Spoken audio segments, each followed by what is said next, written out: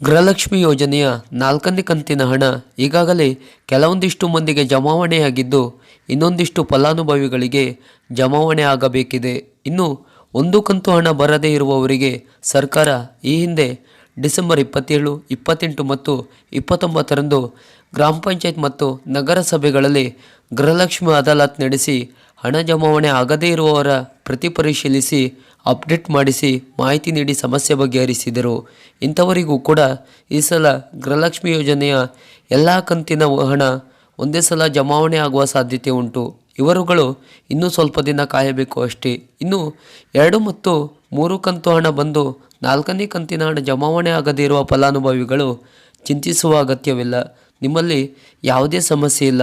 ಸರ್ಕಾರದ ವೆಬ್ಸೈಟ್ನಲ್ಲಿ ಅಥವಾ DBTಯಲ್ಲಿ ಟೆಕ್ನಿಕಲಿ ತೊಂದರೆ ಇರುವುದರಿಂದ ಹಣ ಜಮಾವಣೆ ಕೆಲವೊಬ್ಬರಿಗೆ ವಿಳಂಬವಾಗುತ್ತದೆ. ಹಾಗಾಗಿ ಸ್ವಲ್ಪ ದಿನ ಕಾಯಿರಿ. ಈ ತಿಂಗಳ 15ರಿಂದ 20ರೊಳಗೆ ಎಲ್ಲ ಗೃಹಲಕ್ಷ್ಮಿ ಫಲಾನುಭವಿಗಳಿಗೂ 4ನೇ ಕಂತಿನ ಹಣ ಜಮಾವಣೆ ಮಾಡಲಾಗುವುದು ಎಂದು ಸರ್ಕಾರ ತಿಳಿಸಿದೆ. ಈ ಮಾಹಿತಿ ನಿಮಗಿಷ್ಟವಾದರೆ ಲೈಕ್ ಮಾಡಿ, ಶೇರ್ ಮಾಡಿ ಹಾಗೂ ನಮ್ಮ ಚಾನಲನ್ನು ಸಬ್ಸ್ಕ್ರೈಬ್ ಮಾಡಿ. ನಮಸ್ಕಾರ.